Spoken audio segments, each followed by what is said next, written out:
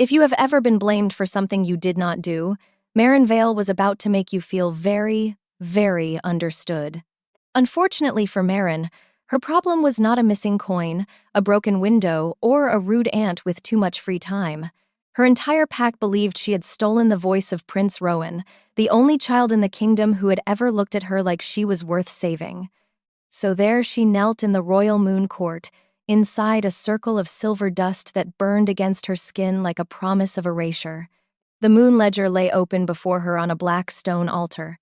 Its blank page glowed with thin silver light, waiting to swallow her name whole. Beside it rested the judgment quill, bone-white and tipped with old metal. Priests said it had belonged to the first Wolf King. Priests loved saying things like that. It made murder sound ceremonial. One sentence could save her. One sentence could also kill the boy she was trying to protect. "Speak," High Seeress Vera ordered, her voice soft enough to sound merciful. Marin's throat burned. Her hands shook against the cold stone. Her mouth stayed closed. The court hated that most of all. A guilty woman could scream. An innocent woman could beg. A clever woman could lie beautifully. Marin did none of those useful things, which everyone agreed made her look terribly guilty. "Marin Vale," Vera continued, each word precise as a scalpel. "You are accused of stealing the royal heir's voice. You are accused of leaving Prince Rowan unable to speak his own name." Marin kept her eyes fixed on the floor, not because she was ashamed, because if she looked at Rowan sitting beside the council dais in his too-grand chair, she might break. The 7-year-old prince was pale, still, his small hands gripping the carved arms. Around his throat gleamed a silver charm meant to protect him from Marin. That charm was a lie, like everything else in this court. "If you are innocent," Vera said, stepping closer until her white robes whispered over the stone, "say so." There it was, the simple door, the clean road, the one thing every innocent person was supposed to do. The words rose inside Marin, desperate and true, but pain flashed under her jaw the moment they formed. The invisible thread around her throat tightened, not enough for the court to see, just enough to remind her who would pay if she chose herself. "See?" Lord Cassian muttered behind her. "The boy fears her." "No," Marin thought. "He fears what happens if I speak." Vera smelled faintly of winter roses and candle wax, a very pretty scent for a woman who had built a noose out of law. "Confess," she said. "The Alpha King is coming to sign the erasure. Save what little dignity remains to you." Marin owned one torn gray dress, 2 cracked fingernails, and a name the court was about to remove from memory. Dignity had left the building weeks ago. Every whisper died. Not faded, died. Wolves lowered their eyes. Betas stepped back. Even the judgment quill stopped its faint humming. Alpha King Kale Draven entered the royal moon court like a sentence no one could appeal. He wore black, no crown, no jeweled cloak, nothing that asked to be obeyed. He did not need any of that. Power moved with him anyway, pressing the air down until Marin felt it against the back of her neck like a hand she could not see. Naturally, she looked up, only for a second, a foolish second. A Marin Vale specialty, apparently. Kale's gaze swept over Vera, over the kneeling counselors, over Rowan's small, terrified face. Then it stopped on Marin. Nothing changed in his expression. His face remained perfectly controlled, carved from winter stone and old authority. That was somehow worse than hatred. Hatred she understood. This cold assessment made her feel like evidence instead of a person. "Your Majesty," Vera said, bowing with the grace of someone who had never doubted her welcome. "The accused refuses to speak." Kale looked at Marin's throat. Not her eyes. Her throat, where the invisible binding wrapped tight enough to steal breath. For one foolish heartbeat, she wondered if he could see the oath beneath her skin. "Refusal is not innocence," he said, his voice carrying through the chamber like judgment itself. "No," Vera agreed, her smile small and satisfied. "It is defiance." Kale walked to the altar with measured steps. The crowd parted so quickly, one elderly lord nearly tripped over his own robe, which would have been satisfying under different circumstances. The silver light from the ledger brightened as he approached, responding to his presence like a living thing eager to please its master. This was how a person ended in the Northern Crown. Not with a blade, not with a scream, with ink. Vera lifted the judgment quill and offered it to him with both hands, as if presenting a sacred gift. "One stroke, Your Majesty. Her name will be removed. Her crime will stand. Prince Rowan will be safe." The words Marin needed to say burned in her throat. She wanted to tell him not to sign, to tell him the oath would hear, to tell him the wrong mark in that book would pull the curse straight back into Rowan's little body and stop his heart before dawn. But the blood oath knew intent. It always had. Speaking was forbidden, warning was forbidden. Even the thought of warning made the red thread tighten. Cale's hand stopped halfway to the quill. The court went utterly still. Marin bowed forward without meaning to, one palm hitting the stone. Her nails scraped through the silver dust, and a thin red line opened across her skin, where the old binding thread cut from the inside out. Blood touched silver dust. The reaction should have been instant. Guilty blood always vanished into the record. That was what everyone knew. That was what the law taught. That was what Vera had been counting on. The blood did not vanish. It spread. A red vein ran across the silver page until it reached the empty place where Marin's crime should have appeared. There it stopped, pooling in the center like an accusation pointing the wrong direction. Vera's smile disappeared so quickly it was almost worth the pain. "Impossible," someone whispered. The silver page began to smoke, not with heat, but with something older. The moon ledger had been used for centuries to judge wolves, to erase criminals, to seal fates. It had never once hesitated. Until now, Cale looked down at the quill in his hand, then at the blood spreading across the page in patterns that looked almost like words. Then his eyes lifted to Marin, and for the first time since entering the court, something shifted in his expression. Not warmth, not kindness. Something sharper. Recognition of a problem that did not fit the shape he had been given. One hand pressed, briefly, against the center of his chest, as if checking for a wound no one else could see. Inside the Alpha King's chest, something answered the blood on the page. A pulse, a stirring, a presence that had been silent so long the court had forgotten it existed. And when Kael Draven finally lifted his eyes to Marin again, they were no longer cold. They were afraid. The worst thing about an execution, Marin decided, was how offended everyone became when it refused to happen. The moon ledger sat open on the altar with Marin's blood spread across its page like a rude interruption, and the most powerful people in the Northern Crown stared as if the book had personally insulted their ancestors. Which, to be fair, it had.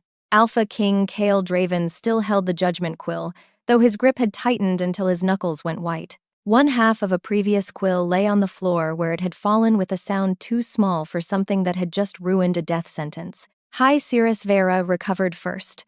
That was the terrible thing about women like Vera. Shock visited them briefly, like an unwelcome relative, but it never stayed long. "Old ink sometimes resists guilty blood," she said smoothly, her voice pitched to carry reassurance through the chamber. "The ledger requires proper binding. We will begin again." A few counselors nodded, grateful for any explanation that did not require them to question centuries of law. Wolves loved ancient tradition until ancient tradition started disagreeing with them in public. Kael's voice cut through the murmuring. "Bring another quill." Not a request. A command that made 3 priests scramble at once. Marin stayed on her knees in the silver circle, trying to control her breathing. The ledger had hesitated. It had not saved her. No book saved girls like Marin Vale. Girls like Marin got footnotes in history, if they were lucky. But it had hesitated. A priest hurried forward with a second quill, hands shaking as he offered it to the king. Kael dipped it into the ancient ink, the kind that was said to be mixed with the blood of the first pack alphas, the kind that could not be erased by time or water or regret. He touched quill to page. For one heartbeat, the ink formed the first line of her name, Marin Vale. The letters gleamed silver against white parchment, beautiful and damning. Then the letters twisted. The V split down the middle. The A collapsed into itself. The ink ran backward, curling away from the words as if her name had burned it. "Again," Kael said, his voice level but tight. "Your Majesty," Vera began, moving closer to the altar. I said again. Not a shout, not even close, but the command hit the room like a hand around every throat. Guards straightened. Counselors held their breath. Even Vera paused, though her expression remained perfectly controlled. Marin almost laughed. which was terrible timing and possibly proof that terror had strange manners. Nothing about kneeling in a magic murder circle while a royal book developed opinions was funny. But the absurdity of it, the sheer impossible wrongness, built pressure behind her ribs that had nowhere to go except into the kind of laughter that sounded like breaking. She swallowed it down. The pain under Marin's jaw flared hot and immediate. The invisible blood-oath thread tightened, cutting off the almost laughter and replacing it with fire. Heat pricked behind her eyes. Her vision blurred. She curled her bleeding hand into a fist and forced her mouth shut harder, teeth grinding together until her jaw ached. Do not speak. Do not speak. Do not make a sound, or Rowan dies before the moon sets. Vera turned away from the altar, her white robes swirling with practiced grace, and approached Marin's circle. Her footsteps were silent, but Marin felt every one like a countdown. "Marin Vale," Vera said, her voice dropping to something almost gentle, almost concerned. The tone good people used before they destroyed you for your own benefit. "If you are innocent, tell the court what you did to Prince Rowan." Marin looked at the floor, at the silver dust mixing with her blood, at the ancient stones that had absorbed centuries of judgment. She could feel every eye on her, waiting, wanting. Not wanting truth. Wanting conclusion. Vera's gaze slid past Marin to the small figure beside the council dais. "Perhaps," she said, her voice filling with perfect sorrow. "The prince should answer in her place." "No," Marin tried to say. The oath caught the word halfway up her throat and dragged it back down with teeth made of broken promises and blood magic. Pain burst through her neck like lightning in a bottle. Her body folded forward without permission. One hand flew to her throat, clawing at invisible bindings. The other scraped the stone floor, leaving a red smear through the silver dust. Somewhere in the crowd, someone whispered, "The curse works even now." Vera moved faster than her careful grace suggested she could. "Do you see? Even now she works magic in the court. Even now she resists law." Marin could not explain. Explanation required words. Words required the curse to choose a victim. And the curse had been very clear about who it would kill if she spoke truth. Her vision was going dark at the edges.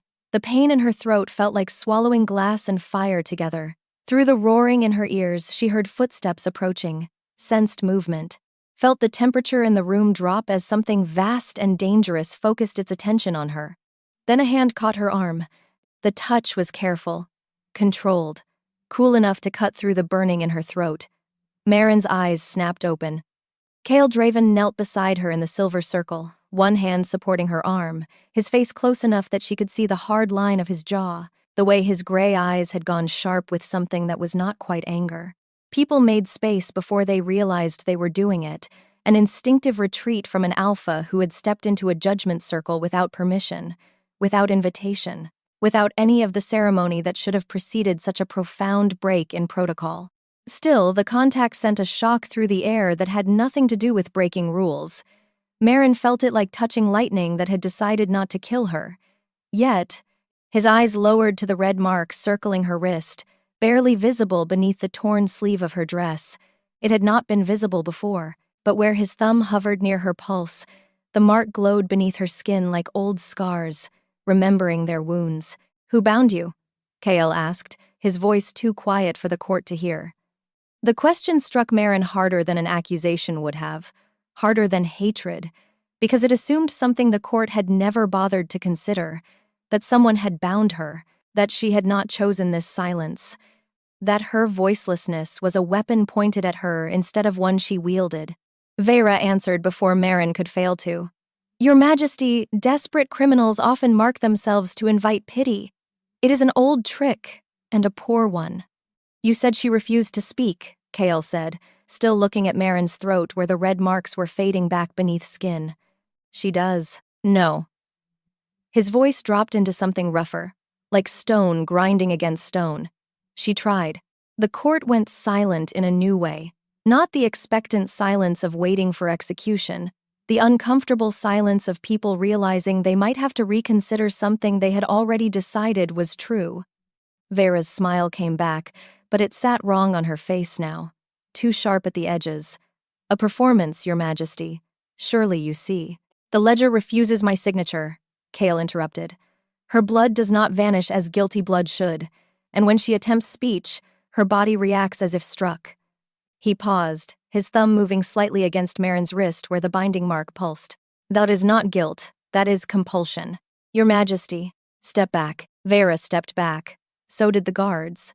So did several counselors who suddenly remembered pressing business elsewhere in the room. Kale looked at Marin's throat again, at the blood dried at the corner of her mouth, at her hands, cut and shaking. Then his gaze moved past her to Rowan, who sat frozen in his chair, shaking so badly the guards on either side of him noticed but did nothing. The child's silver charm glowed brighter, pulsing in rhythm with something no one else could see. Then the Alpha King did something no one expected.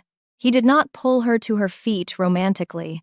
He did not declare her innocence in a voice that echoed through the chamber. This was not a rescue from a song, but his shadow fell across the silver circle as he stood, and his hand remained on her arm, steadying her without demanding she move. The sentence is suspended, Kale said. Suspended did not mean innocent. Suspended did not mean safe. Suspended meant delayed, which was sometimes the most beautiful word in the world when the alternative was erasure. Vera's mask slipped for half a heartbeat, her hands clenched in her sleeves, fingers digging into white fabric. Then she smoothed everything back into place and bowed her head with the slow precision of someone swallowing rage. On what grounds, Your Majesty? On the grounds that the Moon Ledger has refused my hand 3 times, Kale said. On the grounds that her blood does not behave as guilty blood should. On the grounds that I am not satisfied. Justice has been served here. Then bring Prince Rowan forward, Vera said, her voice taking on an edge like a blade sliding from its sheath. Let the harmed child testify against his attacker. Let innocent truth condemn guilty silence. No. The word came from Marin's mouth before she could stop it. The blood oath punished her instantly. Pain tore up her throat like claws raking from the inside. The red thread around her neck flared visible for one terrible second, bright enough that the entire court saw it. Her vision flashed white. She would have fallen if Kale had not caught her arm again, his grip firm enough to keep her upright. Then Prince Rowan moved. The small figure slipped from his carved chair, pushing past the guard's reaching hand. He stumbled toward the silver circle on legs that shook with more than fear. When he reached the ash bowl beside the altar, he dropped to his knees and dipped one small finger into the black powder. One word, written shakily on the stone floor in ash that smudged at the edges. Don't. And Marin, who had survived hatred and accusation and almost erasure with her mouth closed, finally broke in the one place she could not hide. Her face. Tears came hot and fast, blurring the word written in ash until it looked like a wound on the stone. She wanted to cover Rowan's hand with hers, to push him behind her body, as if one exhausted Omega could hide a prince from a court full of wolves, priests, and one increasingly unpredictable Alpha King. Unfortunately, Marin had been living on foolish plans for weeks. Why stop now? Take the prince back to his seat, Vera said, her voice still calm, which was how Marin knew she was furious. Marin shifted forward on her knees before common sense could stop her, putting herself between Rowan and the approaching guards. Her hands pressed against the stone, leaving bloody prints. The silver circle burned where her shadow broke its perfect geometry. No one touches the child, Kale said. His voice did not rise. That made it worse. Vera turned to face him fully, abandoning the pretense of addressing the court. Your Majesty, he is distressed. He needs care, he wrote clearly. He is mute. He is not blind. Kale's eyes stayed on Rowan, on the ash-marked word, on the trembling child who had spent 9 weeks in silence, because the same woman now demanding he be removed had placed a curse in his throat. He understands what is happening. Perhaps more than any of us, Marin should not have felt grateful. Gratitude was risky. It made the heart reach for hands that might still sign your name away later. But there it was anyway, warm and able and dangerous under her ribs. Kale looked down at Rowan, and his voice gentled in a way that made several counselors blink in surprise. Did Marin Vale hurt you? The court held its breath. Rowan looked up at the king. His small face was blotchy with tears and terror, his hands fisted in his too fancy clothes. The silver charm at his throat pulsed faster, brighter, as if it knew this moment mattered. He shook his head. Not at the court, not at the guards, not at Vera, who stood rigid with barely contained fury. No? A sound moved through the assembled wolves like a crack in ice. Vera's hand closed around the edge of her sleeve, fingers white against white fabric. A tiny tell, a small slip of control. Anyone else might have missed it. Maren did not. She had survived too many smiling people with sharp knives to miss the moment the blade shifted position. Cale crouched in front of Rowan, lowering himself until the boy did not have to look up at the towering figure of the Alpha King. The movement was careful, deliberate. The kind of respect one gave to an equal, not to a child who could be ordered around. "Can you write what happened?" Cale asked. "No." The denial screamed through Maren's mind, but the blood oath was faster.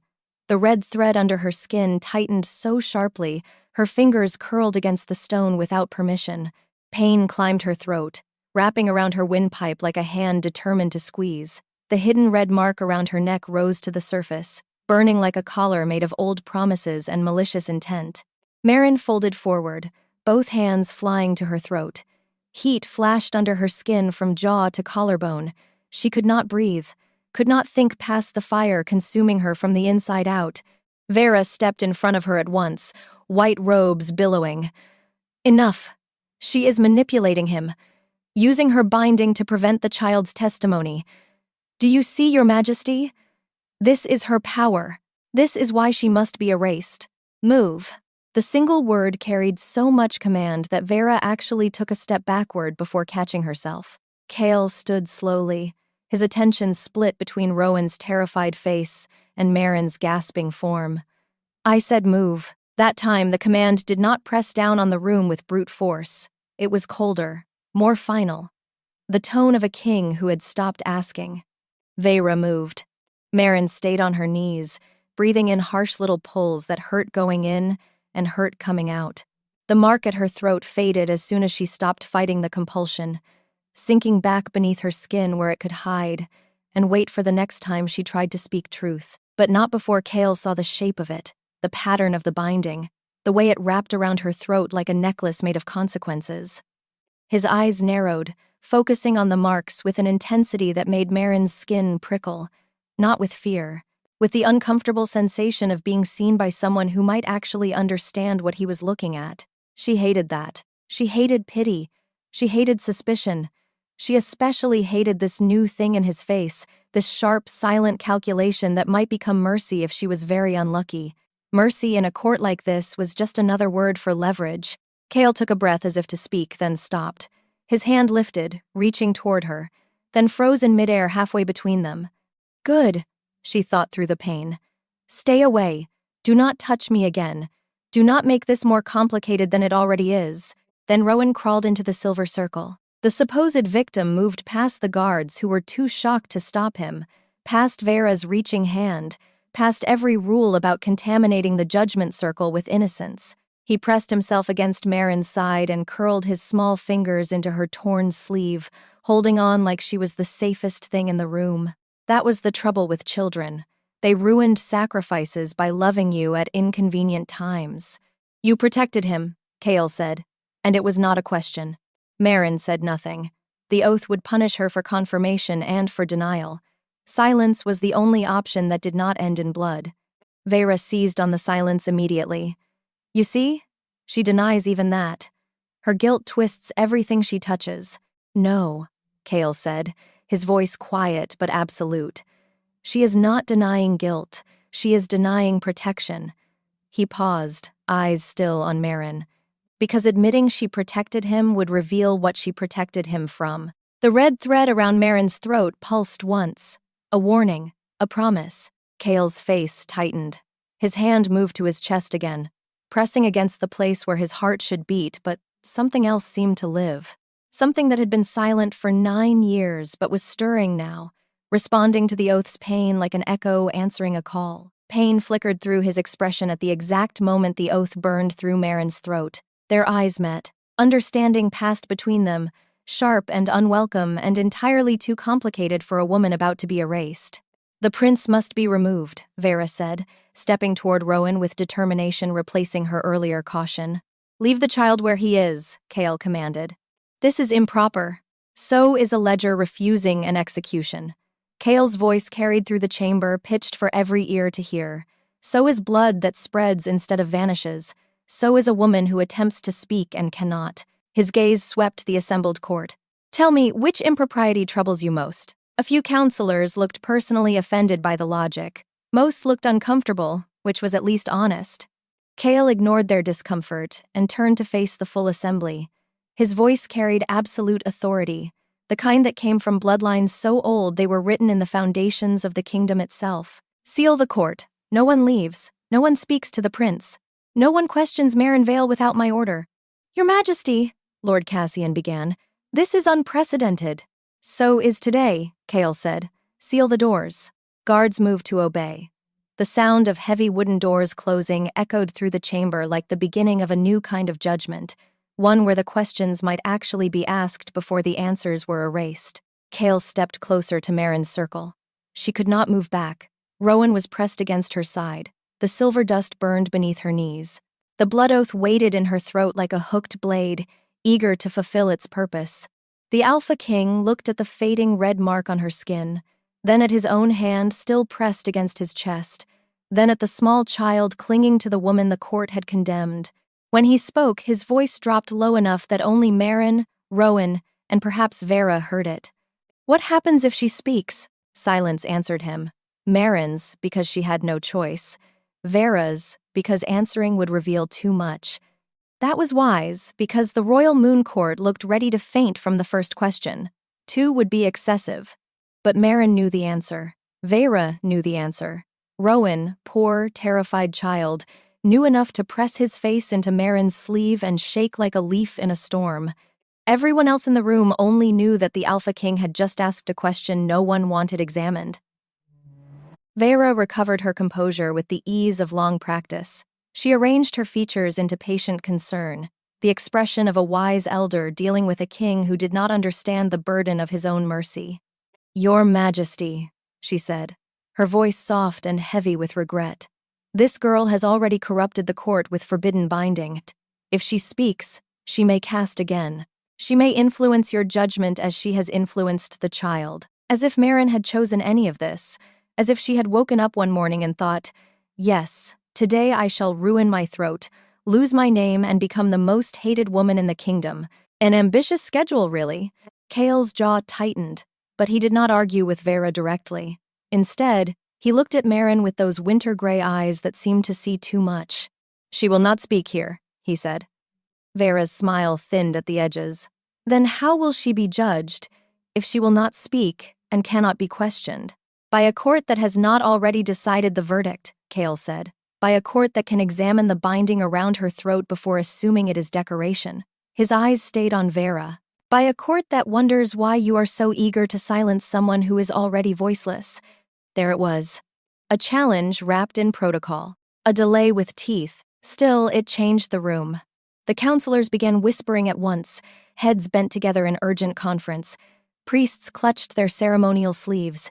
One old lord made a strangled sound, possibly because justice had entered the building unexpectedly and found him unprepared. Vera took one careful step forward, her hands folded in her sleeves. Your Majesty, the Moon Court is the highest court under your crown. To question its judgment is to question the law itself.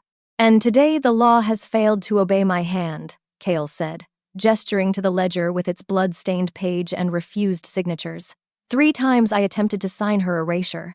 3 times the ledger rejected the command. Either I am no longer king, or this judgment is wrong. He let the words settle like stones into water. I do not believe I have ceased to be king.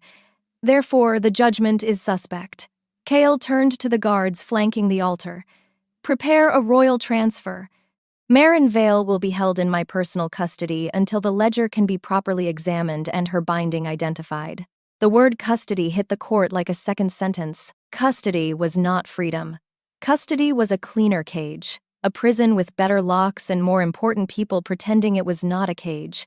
But custody under the Alpha King's personal authority meant something else entirely. It meant removal from the Moon Court's reach. It meant Vera could not touch her without royal permission. It meant time. Meryn stared at Kale, trying to understand what game he was playing. Because it had to be a game. Kings did not save Omegas accused of cursing royal heirs. Kings did not step into judgment circles or catch falling prisoners or question the highest court in the land over one voiceless woman. Kale saw her staring. Of course he did. The man missed very little, which was inconvenient for everyone hiding something. Especially Marin, who was hiding several very illegal things, including the truth that would get her killed faster than any erasure. "The prince stays under guard," Kale said, addressing the room but watching Rowan. "He will not be questioned. He will not be isolated. He will not be placed anywhere Vera has access without my explicit approval." "Your Majesty," Vera began, her voice taking on an edge like winter frost. "I am the High Seeress. The prince's spiritual welfare is my sacred duty." "Which you will perform from a distance until this matter is resolved," Kale finished. "You may object if you wish, but I am not interested in hearing objections from someone who seems remarkably invested in ensuring certain questions remain unasked." Vera's face went blank with fury so cold it looked like marble.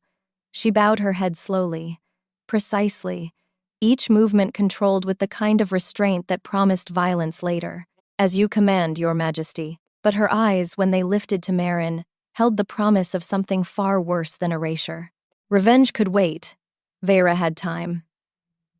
She always had time. Mazian did not.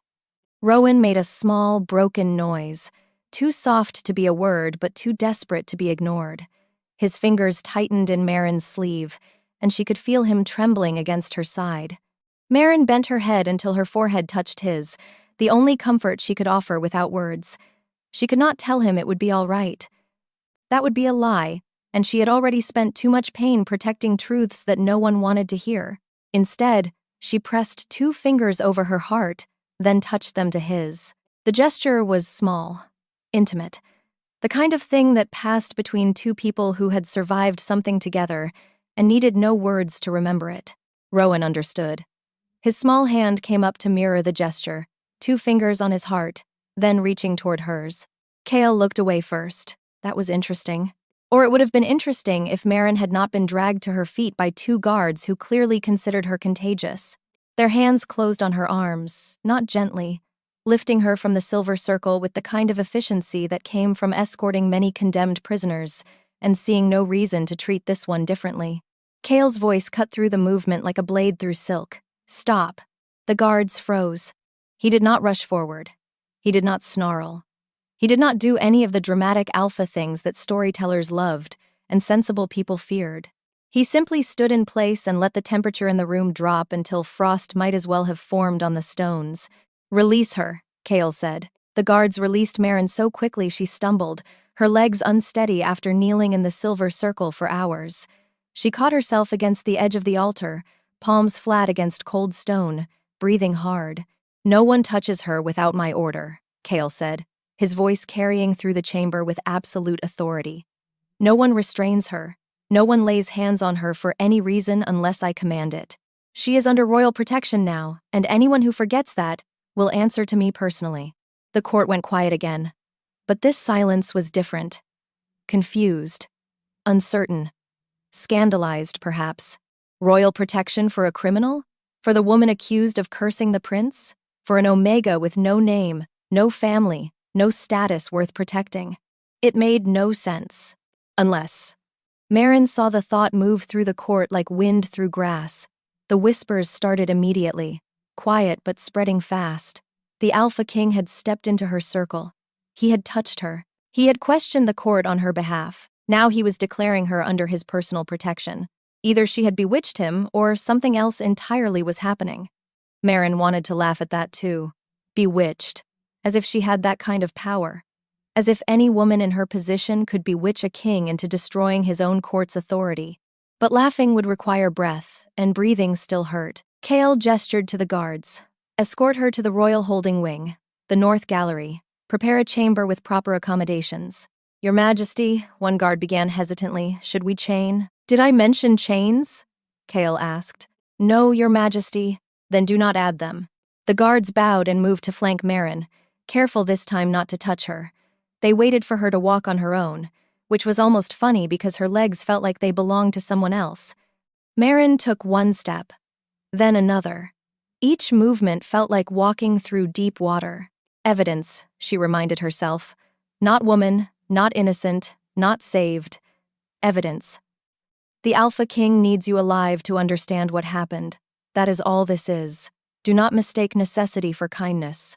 Still, the place on her arm where the guard had grabbed her stopped aching as much. The walk out of the Royal Moon Court felt longer than the trial itself. Maybe because during the trial Marin had been waiting to die, and death had a way of narrowing time to a single sharp point. But being taken somewhere unknown required more imagination, more hope, more fear of what came next. People had gathered outside the court doors.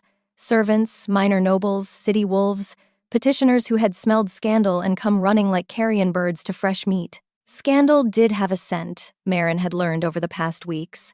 It smelled like damp wool, cheap perfume, and people pretending they were not enjoying watching someone else's downfall. There she is, the voice thief.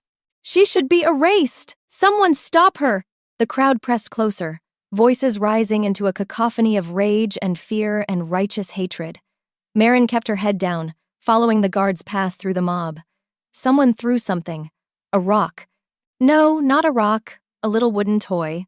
A carved wolf with one ear broken off. For one breath, the whole world narrowed to that toy tumbling through the air. Rowan had one like it. He used to carry it in his pocket during archive lessons, pretending not to, as if Marin had not seen the tail sticking out every single time. He would set it on the corner of the desk while he practiced his letters, and sometimes when a lesson went badly, he would pick it up and turn it over in his small hands until the frustration passed. Marin's throat closed for a reason that had nothing to do with magic. The toy hit the ground at her feet, bouncing once before, settling in the dust. "Don't look at it," one of the guards muttered. "Just keep walking." But Marin had already looked, had already seen the familiar shape, the missing ear, the careful carving that must have taken someone hours, had already imagined Rowan's small hands holding it, had already remembered the day he had given it to her with solemn ceremony and told her it was for protection. She had tried to give it back. Princes should not give away their belongings to Omega record keepers. He had insisted. Said wolves protected each other. Said she was the only one who listened when he talked about the birds in the garden or the shapes clouds made. A 7-year-old child had given her his most precious thing because she had been kind to him. And she had repaid that kindness by putting a curse in his throat and taking his voice away. Except she hadn't. But no one wanted to hear that version. The guard nearest to her reached for the toy, possibly to kick it aside, possibly to confiscate it as evidence. Kale's hand shot out and caught the guard by the wrist mid-motion. Not hard. That was the frightening part. His grip looked almost gentle, but the guard went very still, very quickly. "I gave an order," Kale said, his voice quiet. The man dropped to one knee. "Forgive me, Your Majesty. I only meant—" "I do not care what you meant, I care what you did." Kale released him. "Do not ask me to repeat myself." The guard bowed his head and stepped back, face pale. Kale bent and picked up the wooden wolf. He turned it over in his hands once, examining it with more attention than a child's toy warranted. Then his eyes lifted to Marin. He did not say anything, did not ask where it came from or why someone would throw it at her. He simply held it for a moment longer, then tucked it carefully into his pocket. Marin stared at him. Kale's expression revealed nothing. He gestured forward. "Continue." The royal carriage waited at the bottom of the court steps, black lacquered wood inlaid with silver, guarded on all sides by wolves in formal armor. A prison on wheels. Very elegant, very expensive. The Northern Crown had excellent taste in captivity. Kale opened the door himself and offered his hand to help Marin inside. The court, what remained of it standing on the steps watching this bizarre procession, saw everything. They saw the Alpha King extending his hand to a condemned criminal. They saw him wait patiently while she decided whether to accept. They saw the moment her bloody, trembling fingers touched his palm. They saw him help her into the carriage as if she were a visiting dignitary instead of the most hated woman in the kingdom. "Let them see," Marin thought with exhausted defiance. "Let them talk. They have already decided what they believe. A little more scandal will not change anything." Kale climbed in after her and closed the door. The space inside was small, intimate, lined with black velvet and silver fixtures. Cushioned seats faced each other across a narrow aisle. A prison, yes, but a very comfortable one. Marin sat as far from Kale as the carriage allowed, which was not far enough. He filled the space without moving, his presence pressing against her like winter air that could not be escaped. He smelled of cold leather and clean metal, of authority and something else underneath, something almost like pine forests after snow. The carriage lurched forward, wheels cracking over cobblestones. Cale watched her in silence for a long moment. Then his hand moved to his chest again, pressing against the place that seemed to hurt him, though his face remained controlled. "What is happening?" he asked quietly. The thread burned beneath Marin's skin. The farther they moved from the moon ledger, from Vera, from the circle of silver dust, the sharper the oath became. As if distance weakened the binding's ability to hide and strengthened its need to punish. Vera had built the curse well. Of course she had. Cruelty done carefully was still cruelty. It just wore nicer gloves. Marin pressed both hands against her throat, trying to ease the burning, trying not to make sounds that would alarm the guards riding alongside the carriage, trying not to look at Cale, whose gray eyes were too sharp, too knowing, too close to understanding something she could not afford to explain. Cale leaned forward, not close enough to touch, but close enough that she could see the small scar at the corner of his mouth, the way his jaw tightened when he was thinking, the exact moment his control began to crack. "You are in pain," he said, "not a question." Marin nodded. That much was safe. The oath allowed her to acknowledge suffering. It just did not allow her to explain why or how or who had caused it. "From speaking?" he asked. "From trying to warn me about the ledger?" Another nod. "From trying to protect Rowan?" The thread tightened at the prince's name. Marin gasped, one hand flying up to her throat. The red marks flared, visible again, burning through her skin like brands. Cale opened a compartment beside his seat and pulled out a small slate and piece of chalk. He held it out to her without a word. Marin stared at the offering. Writing. She had not tried to write anything since the binding. The oath was specific about speech, about verbal testimony, about using her voice to reveal certain truths. But writing? Writing might work, or it might trigger the curse in new and exciting ways that ended with Rowan dead before dawn. "Write," Cale said, his voice gentle but firm. "Not speak, just write." Her hand trembled as she took the slate. The chalk felt strange between her fingers, too light after hours of pressing her hands against stone. The carriage rolled forward, swaying slightly on its suspension, and Marin had to brace the slate against her knee to keep it steady. She wrote 3 words, each letter careful and deliberate. "Do not free me." Cale read the words. His face did not change at first. Then something in his eyes shifted. Not shock exactly. More like the look of a man who had been given a puzzle piece that made the whole picture worse instead of better. "You fear imprisonment less than rescue," he said slowly. Marin nodded. "Why?" The thread at her throat tightened in warning. Marin winced, and fresh pain brought tears to her eyes. She erased the words with her sleeve and wrote again, this time with shaking hands. "Free me wrong." The chalk broke. Marin grabbed another piece from the tray beside the slate, but her hands were shaking too badly now. She managed 2 more words before the pain became too much. "It kills him." Cale caught the slate before it slipped from her fingers. He read the message 3 times, and each time his expression grew darker. Not angry, exactly. Something colder than anger. Something that looked like rage that had been frozen in place and left to sharpen into something far more dangerous. "Killing whom?" he asked. "Rowan?" Marin managed a nod before the thread cut off her breath entirely. She folded forward with both hands pressed under her jaw, trying to ease the invisible wire strangling her from the inside. Outside, the crowd shouted for her name to be erased and her blood to paint the stones. Inside the carriage, the Alpha King watched her struggle to breathe and said the only words that mattered. "Then I will not free you wrong." The royal prison wing was not called a prison wing, of course. Nobles preferred prettier names for ugly things. They called it the North Holding Gallery, which sounded like a place where one might admire paintings instead of bleed quietly on polished stone. The chamber they brought her to had walls laced with iron, one high window, and furniture too fine for a prisoner. No chains. That was almost worse. Chains were honest. This room pretended to be something other than a cage. Cale had followed her inside, dismissing the guards with a gesture. Now he stood near the door, watching her with that same sharp attention that made her feel like a book he was trying to read in a language he almost understood. You will stay here until I can bring someone who understands binding magic, he said. Someone who is not Vera. Maren nodded. It was all she could do. The healer will examine you. The archivist will search for records of blood oath bindings. Kael's jaw tightened. And I will discover who did this to you and why. The thread at her throat pulsed.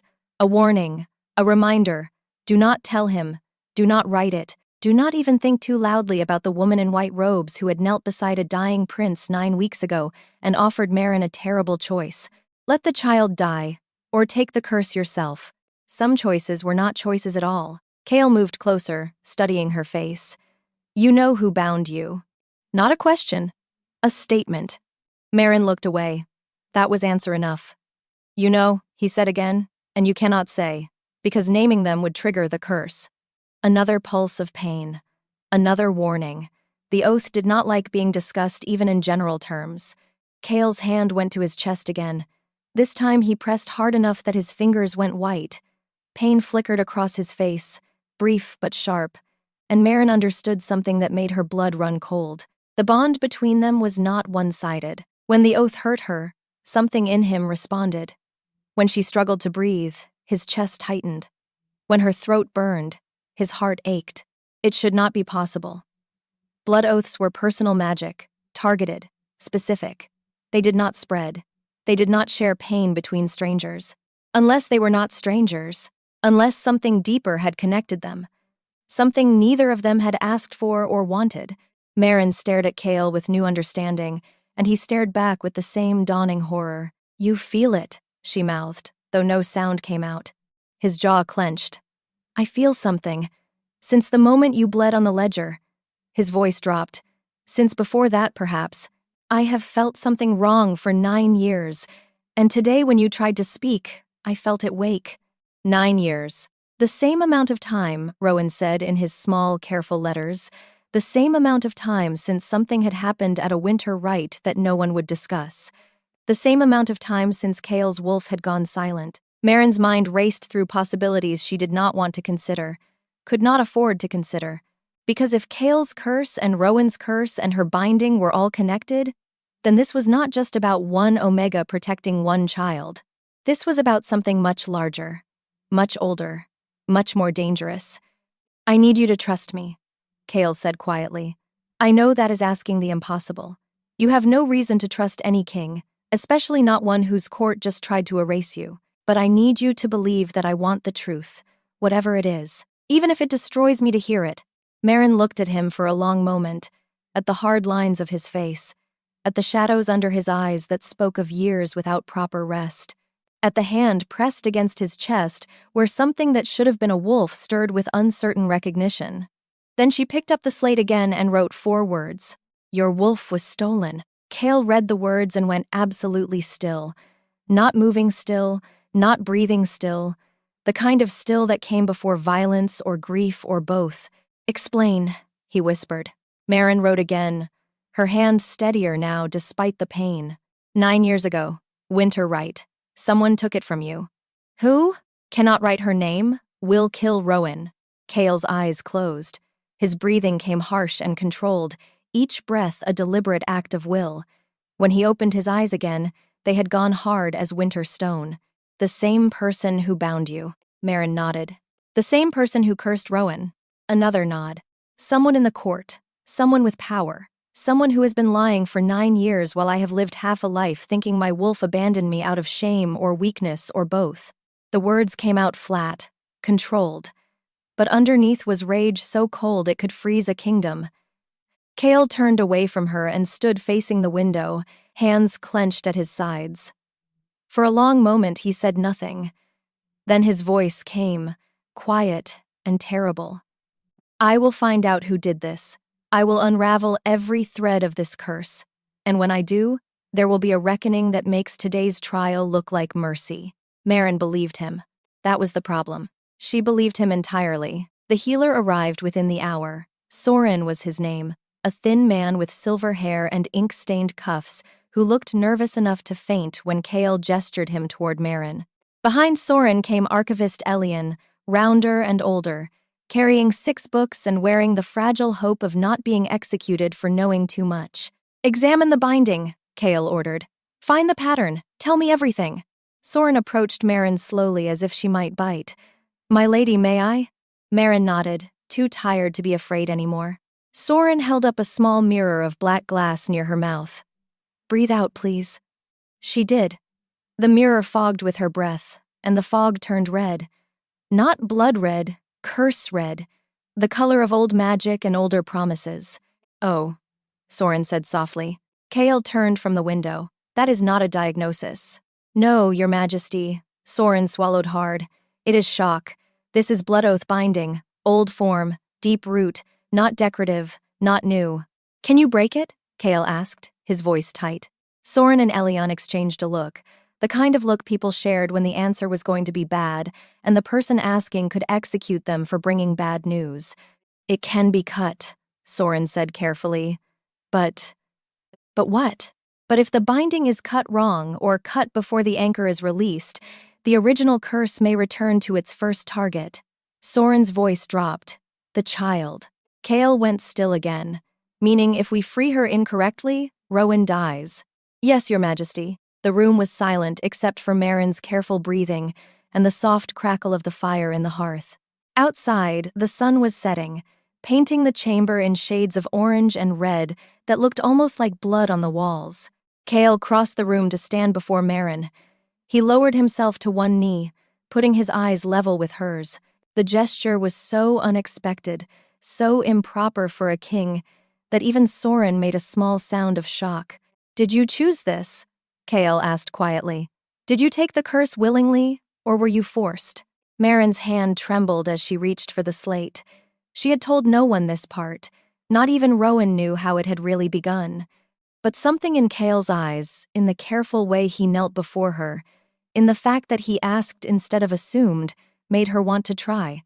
I chose it. His expression did not change. Why? She wrote slowly, each word costing her. Rowan was dying. Vera said she could transfer the curse. Asked if I would take it. Said no one would know. Said it was duty. Said Omega lives mattered less than royal ones. Said I could save him or watch him die. Kale read the words. Then he read them again. Then his hand curled into a fist against his thigh. She told you it was your duty to die for a prince. Maren nodded. And you believed her. Another nod. What else could she have done? Vera was the High Seeress. Vera spoke for the gods, for the crown, for every law that held the kingdom together. When Vera said duty, people obeyed. Especially Omegas, with no family and no power and no reason to think they deserved to live more than a 7-year-old child who had never hurt anyone. You are not disposable, Kale said, his voice rough. Your life is not worth less because you were born Omega. And anyone who told you differently lied. Maren stared at him because that was possibly the most radical thing she had ever heard an Alpha King say. Most Alphas did not even consider Omega's people with full rights. Most thought protecting them was generosity, not obligation. Kale saw her expression and something in his face softened. I mean it. You should not have been asked to make that choice, and I am sorry you had to make it alone. The words were too kind, too warm, too dangerous for a woman who needed to keep her heart locked away if she wanted to survive this. Maren looked down at the slate, away from his eyes, away from the impossible kindness in them. Can the binding be removed safely? Kale asked the healer. Soren hesitated. There may be a way. If we can find the original curse anchor, we might be able to transfer it back without triggering the death clause. But we would need the caster's consent, or? Kale prompted. Or we would need the caster dead, Elion finished quietly. When the caster dies, most blood oaths collapse. The magic has nowhere to anchor. Kale stood slowly. Then we find the caster, and convince them to release the binding. Your Majesty, Elion began carefully, if the caster is who I suspect, given the power required for this working and the access needed to the prince during the winter rite, then convincing them may prove difficult. I did not say I would ask nicely, Kale said. Maren almost smiled. Almost. Instead, she wrote 3 more words. She will fight. Let her, Kale said. I have been cold and half alive for 9 years because she stole my wolf. I have been too controlled, too careful, too empty to rule properly.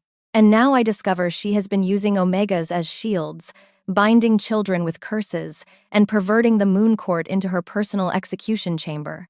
His voice dropped into something that made even Soren take a step back. She should fight. It will make destroying her so much more satisfying. That night, Maren lay in the too-soft bed in her gilded cage and tried to sleep. She could not.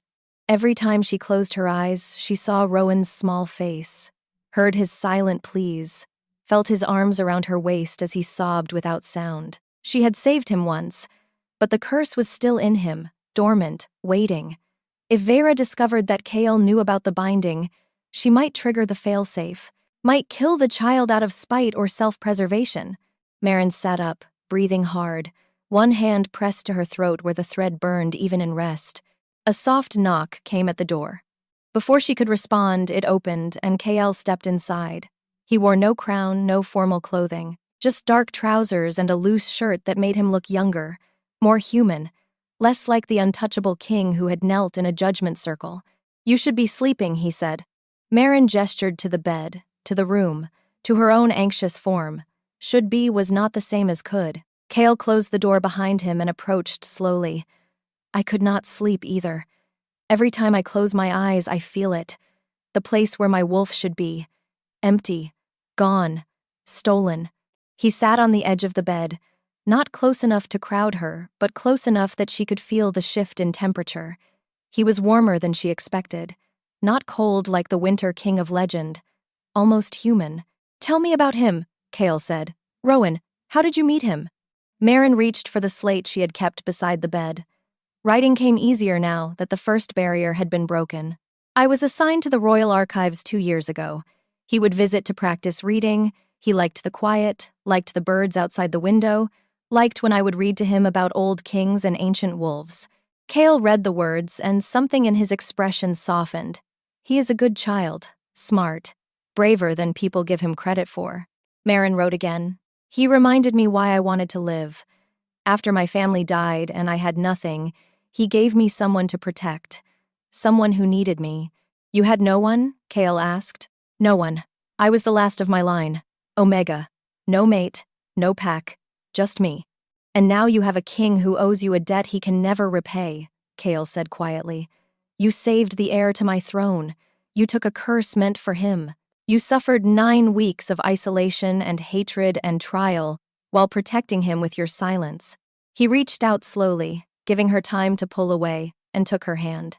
His palm was warm against hers, his fingers steady where hers shook. "You will not be alone anymore," Kael said. "I swear it. Even after this is over, even after the binding is broken and Vera is dealt with, you will have a place in this court, a real place. Not as a servant, not as an Omega who must beg for scraps, as someone who matters." Maren stared at their joined hands, at the way his thumb moved in small circles against her wrist, at the careful distance he maintained even while touching her. She should pull away, should protect herself, should not let herself believe in promises from kings who might change their minds once the crisis passed. But she was so tired of being alone, so tired of carrying everything by herself, so tired of pretending she did not need kindness just because the world had taught her not to expect it. So instead of pulling away, she turned her hand in his and held on. They sat like that for a long time, neither speaking, both breathing in the quiet dark, until sleep finally came for them both.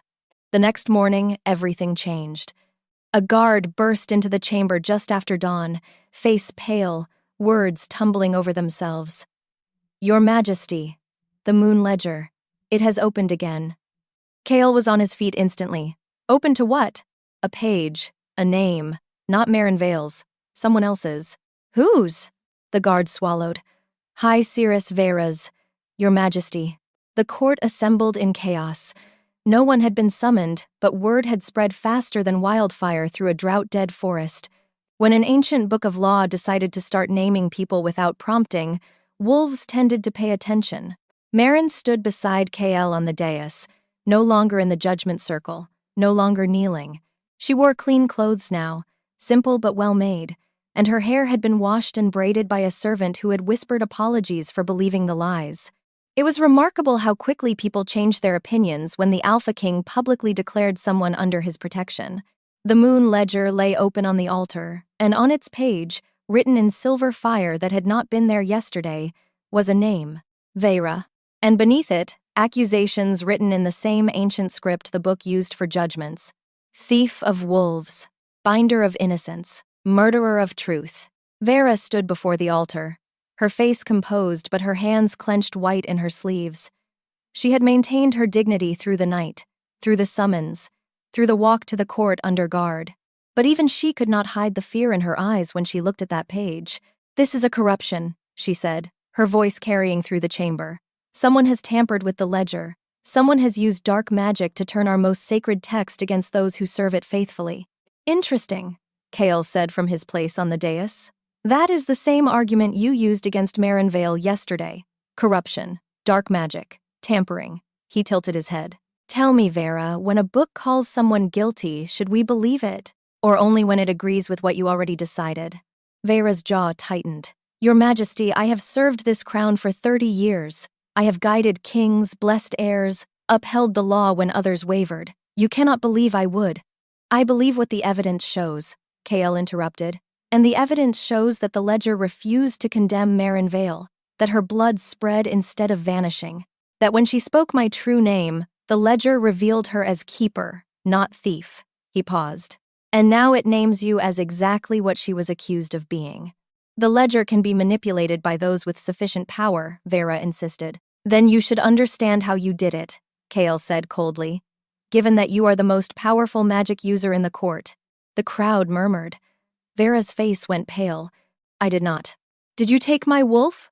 Kale asked, his voice cutting through her protest like a blade. 9 years ago at the winter rite, did you steal it from me and claim it was sacrifice?" Vera's mouth opened, closed, opened again. "Your Majesty, the wolf was lost during the ritual. It was tragic, but necessary for the magic to plane." "Necessary for what?" Kale's voice rose for the first time, and the entire court flinched. "Necessary to leave your king empty? Necessary to make me half a person for 9 years? Necessary to control me through my own grief?" He descended from the dais, each step deliberate.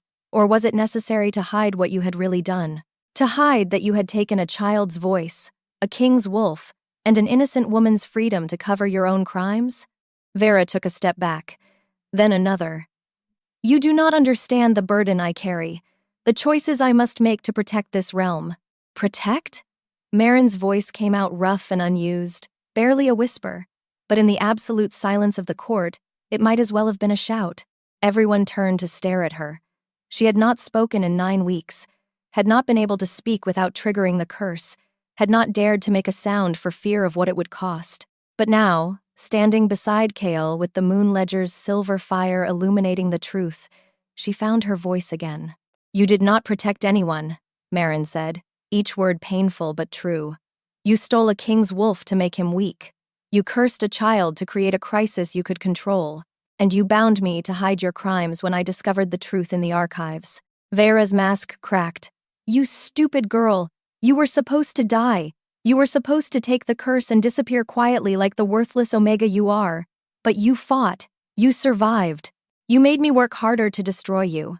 The confession fell into silence. Absolute devastating silence. "Arrest her," Kale said quietly. Guards moved forward. Vera raised one hand, and red light flared from her palm, the same color as the binding thread, the same color as the mark on Merrin's throat. "If I fall," Vera said, her voice sharp with fury, "the child falls with me. The binding is set to kill him the moment my heart stops. You cannot touch me without murdering your own heir." Kale went very still. "Then we will find another way." "There is no other way," Vera said. "I have prepared for this. I have contingencies. I have insurance. You can let me walk free, or you can watch Rowan die and spend the rest of your broken life knowing you chose pride over his survival." Merrin felt the thread at her throat pulse, felt it tighten, felt it begin to pull toward Rowan even though he was not in the room. The curse was activating.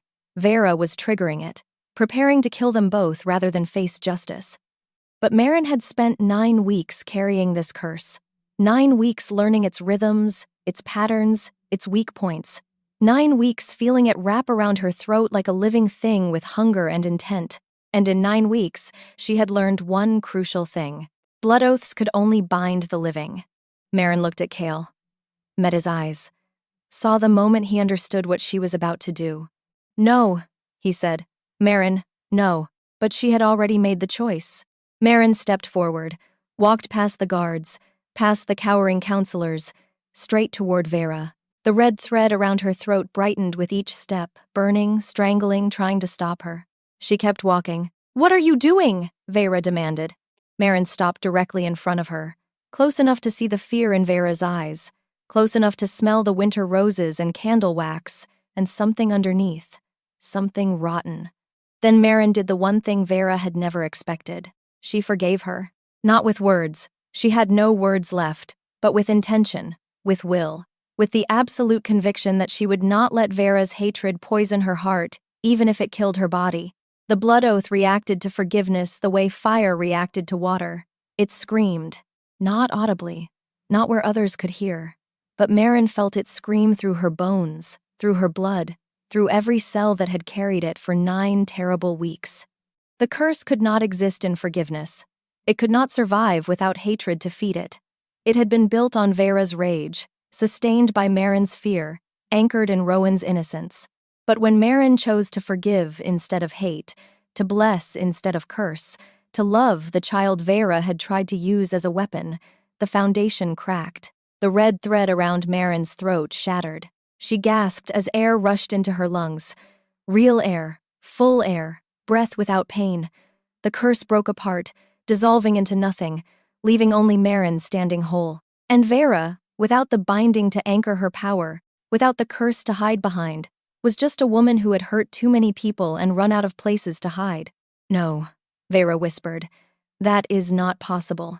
You cannot just forgive away a blood oath. It does not work that way." "Apparently it does," Cale said, moving to Maren's side. "When the oath is built on hatred, forgiveness is poison. You taught her that, in a way, by making her carry love for a child into a curse built from spite." The guards took Vera then. She fought, screaming curses and threats and promises of revenge. But without her magic, without her bindings, without the power she had stolen and hoarded, she was just an old woman, being led away to the fate she had tried to force on so many others. The moon ledger glowed brighter. New words appeared beneath Vera's name. Judged, found guilty, erased. And then her name vanished from the page as if it had never been written at all. In the silence that followed, Kael turned to Maren. His hand found hers, and this time there was no hesitation, no careful distance.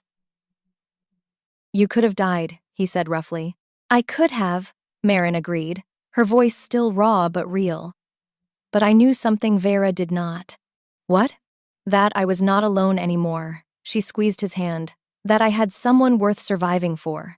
Rowan was brought to the court, still silent, still wearing the silver charm that no longer glowed. The moment he saw Maren standing free, he broke away from his guards and ran straight into her arms. She caught him, held him, felt his small body shake with sobs that finally had sound. His voice came back slowly, tentatively, like a bird learning to sing after winter. "Maren," he whispered into her shoulder. "You are safe." "So are you," she whispered back. "We both are." And for the first time in 9 weeks, in 9 years, in longer than any of them could remember, the Royal Moon Court felt like a place where justice actually lived. The days that followed were strange, beautiful and strange and new. Kael's wolf returned gradually, not with a dramatic awakening but with slow recognition.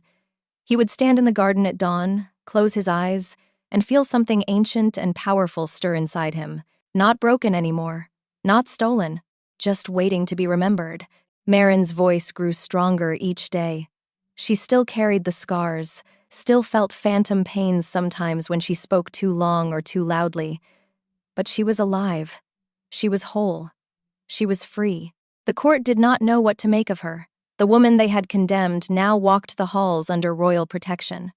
The Alpha Kings spoke with her daily, sought her counsel, asked her opinion on matters of state as if she were an advisor instead of an Omega who had barely escaped erasure. Rumors spread, of course. Wolves loved rumors. Some said she had bewitched him, others said she was his secret mate. A few whispered that he was repaying a debt, nothing more, and she would be dismissed once the scandal faded. Marin did not care what they said.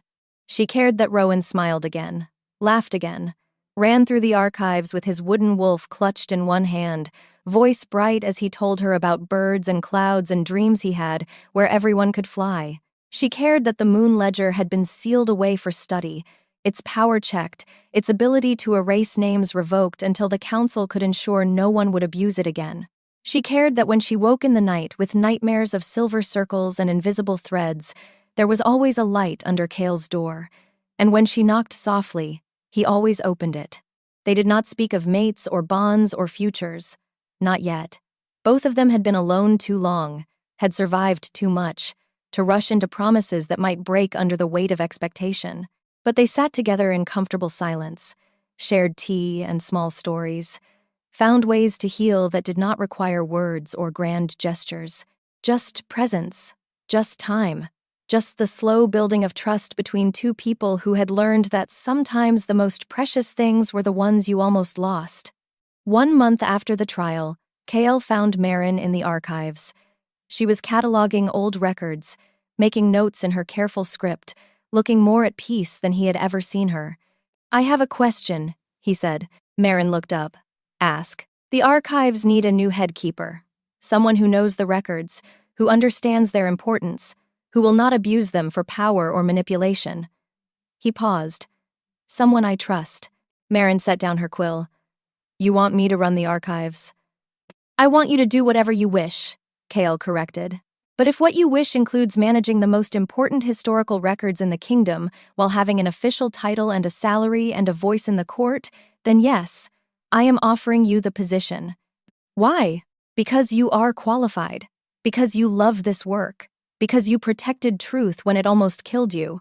And that is exactly the kind of person who should guard our history." He stepped closer. "And because I want you to stay, not as a prisoner, not as a debt repaid, but as someone who belongs here by choice." Marin stood slowly, carefully, as if sudden movements might shatter this fragile new reality. "You want me to stay. I want a great many things where you are concerned," Cale admitted. "But I will start with wanting you safe, and wanting you to choose freely, and wanting you to know that whatever you decide, you will have my support. Even if I choose to leave?" "Even then," his voice softened, "though I would prefer you stay." Marin looked at him for a long moment, at the king who had stepped into her judgment circle, at the man who had held her hand through nightmares, at the alpha who had given her voice back not by magic, but by believing her silence meant something other than guilt. "I will stay," she said, "not because I owe you, not because I have nowhere else to go." She moved closer, closing the distance between them. "But because I want to, because staying means building something new. Because leaving would mean abandoning the people who taught me I was worth saving." "You were always worth saving," Cale said. "You just needed someone to see it." "Then perhaps," Marin said softly, "we saved each other." And in the quiet of the archives, surrounded by centuries of recorded history, they wrote a new story. One where the voice that had been stolen found its way home. One where the wolf that had been taken learned to wake again. One where two people who had survived the worst their world could offer chose to face what came next together. Not as king and subject, not as alpha and omega, not as savior and saved. Just as two souls who had looked into the darkness and decided that light was worth fighting for. The Royal Moon Court had seen many endings, many erasures, many names turned to dust and forgotten by time. But Marin Vale's name was not among them. She had knelt in the silver circle and refused to vanish, had carried a curse in her throat and refused to break, had faced a court full of hatred and refused to become hateful in return. And in doing so, she had changed everything. The law was reformed, the Moon Ledger's power was checked. Omegas could no longer be silenced or sacrificed without consequence. But more than that, more than any law or rule or official decree, one truth remained. Marin Vale had spoken when silence meant survival, had forgiven when hatred meant power, had chosen love when death was easier. And that choice, small and impossible and brave, had saved a child, freed a king, and proved that sometimes the quietest voice carries the strongest truth. Years later, when Rowan was grown and preparing for his own coronation, he would ask Marin to stand beside him at the ceremony. Not as a servant, not as a saved victim, but as the woman who had taught him that courage was not about being fearless, it was about being terrified and choosing kindness anyway. And Marin, standing in the same court where she had once knelt awaiting erasure, would look out at the assembled wolves and smile, because she had learned something in that silver circle, something Vera had never understood. Names could be stolen, voices could be bound, freedom could be taken, but the choice to remain human, to remain kind, to remain true, even in the face of cruelty, that was the one thing no one could erase. And as long as she remembered that, as long as she taught it to Rowan and Cale and anyone else who would listen, her name would never be forgotten. Not because it was written in a book, but because it was written in the hearts of those who had learned from her that sometimes the most powerful magic was the simple decision to keep loving when the world demanded hate. That was not just a story, that was a promise, and Marinvale always kept her promises.